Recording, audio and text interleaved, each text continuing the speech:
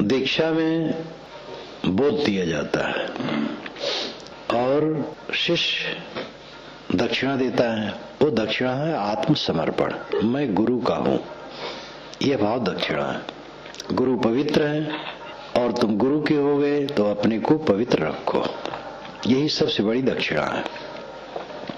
बाहर की चीजें तो स्वाभाविक सब शिष्य या भक्त सभी समझते हैं कि चीजों की आवश्यकता होती शरीर में, तो अपने तरफ से वे क्या दे सकते, यही तो दे सकते हैं। रुपया कुछ दे दें, कपड़े दे दें, फल फूल दे दें। गुरु को कोई और क्या देगा? गुरु की तरफ से अविनाशी बोध मिलता है। शिष्य उनको भौतिक पदार्थ ही दे सकता है, तो भौतिक पदार्थ भी दक्षिणा दी जाती है। लेकिन मुख्य दक्षिणा है आत्मसमर्पण। मैं गुरु का हूं और इस भाव से हर जगह समर्पण। जैसे लड़के लड़की शादी करते एक दूसरे को समर्पित होते हैं तो गृहस्थी ठीक चलती है। कोई कंपनी में जब सहभागी हो करके कंपनी चलाते हैं तो एक दूसरे के प्रति समर्पित होते हो, कंपनी ठीक से चलती है। राजनीति है, कहीं भी हो, हर जगह समर्पण की जरूरत है। समर्पण ही मुख्य दक्षिणा है। तुम्हें कुछ विशेष बताना नहीं है क्योंकि बहुत वर्षों से, करीब 6 वर्षों 7 वर्षों से तुम सब समझते बूझते हो, पढ़ते गुनते हो। अपना स्वरूप शुद्ध है, चेतन है, न अंश है, न अंशी है, न व्याप्य है, न व्यापक है। उसमें कुछ व्यापक नहीं हो, वो किसी में व्यापक नहीं है। वो किसी का अंश नहीं, किसी का अंशी नहीं है। अंश कहते टुकड़े को, अंशी कहते जिसमें टुकड़ा हो। जैसे टेबल है, टेबल में 1 इंच टूट करके अलग हो जाए तो अंश हो गया, और पूरा टेबल अंशी है। तो विकारी है तो टूट के अलग हुआ। अगर परमात्मा टूटने वाला है तो उससे अलग अंश निकलेगा, अब अखंड है तो कैसे निकलेगा? जीव अगर अखंड है, अविनाशी है, तो किसी का अंश कैसे? इसलिए अंशांशी भाव काल्पनिक है। व्यापक भाव भी काल्पनिक है।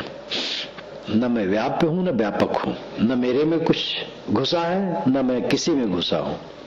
आत्मा शुद्ध बुद्ध निर्मल है, वह मैं हूं। देहातिक पदार्थ प्रकृतिजन्य है। सबका मोह छोड़ करके स्वरूप में स्थित होना जीवन का फल है। इस बोध भाव में रहना साधक का काम है। तुम सामान्य व्यक्तियों में से नहीं किंतु उत्तम जिज्ञासुओं में से हो, इसलिए तुम्हारे लिए सामान्य उपदेश करने की कोई जरूरत नहीं। भूत प्रेत जादू टोना जंतर मंत्र का क्या जरूरत है?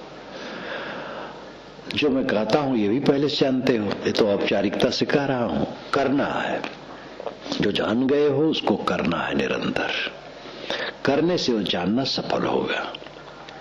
आप अभी जो मैं सब कहा ये भी सब जानते हैं, फिर इसलिए कहा जाता है जिससे उसका अभ्यास हो और करने में मन लगे। शुद्ध ब्रह्मचर्य का पालन, तुम ब्रह्मचारी हो और घर में ही पढ़ते पढ़ते निकल आए और ब्रह्मचर्य व्रत से रहते हो। शुद्ध ब्रह्मचर्य का पालन रखना। स्त्री से परहेज। तुम पुरुष हो, पुरुष शरीर में हो तो स्त्री से संपर्क नहीं रखना। मिले जुले दूर से बातचीत व्यवहार हो गया अलग बात है, लेकिन स्त्री से दूर। लोकनीति की मर्यादा भी पालन। दूषित व्यवहार स्त्री पुरुष का तो गलत है ही है, लेकिन लोक नीति के अनुसार जिस कितने साधु होते हैं स्त्री लेकर घूमने लगते हैं, मठ में स्त्री रख लेते हैं। वो चाहे शुद्ध हो लेकिन मर्यादा में गलत है। इसलिए साधुओं को चाहिए कि स्त्री से अलग, और जो स्त्री साधिकाएं हो पुरुष से अलग है।